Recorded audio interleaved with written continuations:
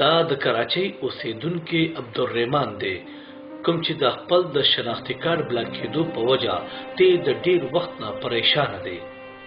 عبدالرحمن د کال 1990 کې جوړ شوي د راشن کارت نه واخله تر پاسپورټه پورې ټول حکومتي کاغذونه لري، ولې بیا هم د کراچۍ د نادره عملې هغه د افغاني ثابت کولو لپاره خپل ټول هنر په کار راوستی. عبدالرحمن خیبر نیوز ته خصوصي خبرو په وخت خپلو کاغذونو او په هغه تیر شوي د نادره لخوا تکلیفونو وینا په دې ټکو کړې. تقریبا د 2014 څخه واخله چې کله زما د شناختي کارت د ډیټا ختم شوه، د هغه نه وروسته د 15 نه وروسته زه په دې چکرو کې لګیا یم.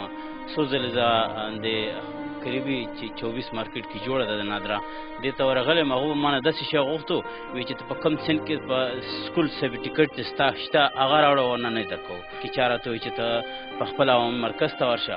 نو کله چې زه عوامي مرکز ته ورغلم ما ته وایي چې بابا د خپل بچو نومونه دلته ولیکه او شناختي کارت دې راوړی دی. ما یو چې راوړی مې دی. نو هغه چې مې ورکړو وایي چې دلته ګوته ولګوه. ما هم ګوته ولګوله. نور خو ځان پټ سړی وم، په څه باندې نه پوهېدم چې دوی پکې څه لیکلي دي. دا اوس راشن کارت دی چې زما د والد صاحب نه ما ته پاتې شوی دی.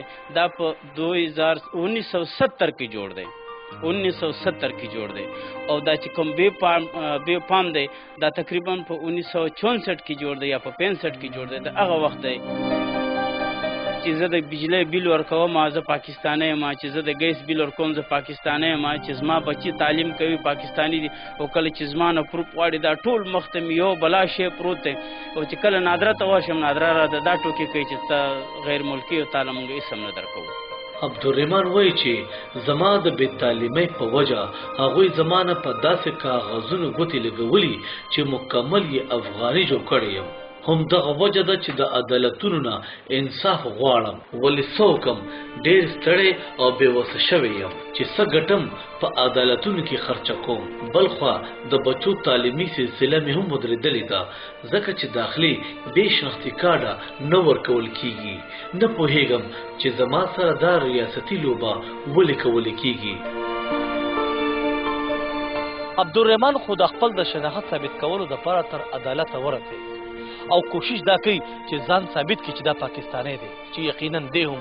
خو سوال دا پورته کېږي چې هغه پښتانه کم چې انپړه دي، د چا چې تعلیم نشته، وسایل نشته، اثر رسوخ نشته، ابه څه کوي؟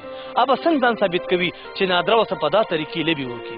ډېره ګرانه ده خپل شناخت ثابت کول چې کله په یو سیسټم په تایید باندې د هغه سره دا رنګې زیاتې وشي.